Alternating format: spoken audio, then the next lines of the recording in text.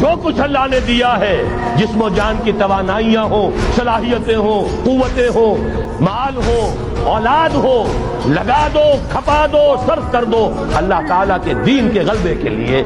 یہ ہے انفرادی خلافت۔ جان لیجئے جب تک افراد اس خلافت کا حق ادا نہیں کریں گے، اجتماعی خلافت کبھی نہیں آئے گی۔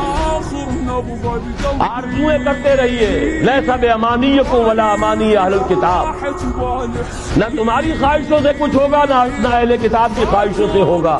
انہوں نے بھی کیا ہے تو بڑے پاپڑ بیل کر کیا ہے جو کچھ کیا ہے، اور تمہیں بھی کرنا ہوگا تو بڑی طاقت صرف کر کے اور محنت کر کے قربانیاں دے کر کرنا ہوگا۔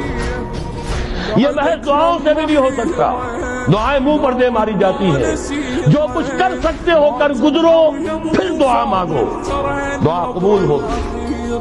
اگر یہ نہیں ہے تو دعا منہ پر دے ماری جاتی ہے۔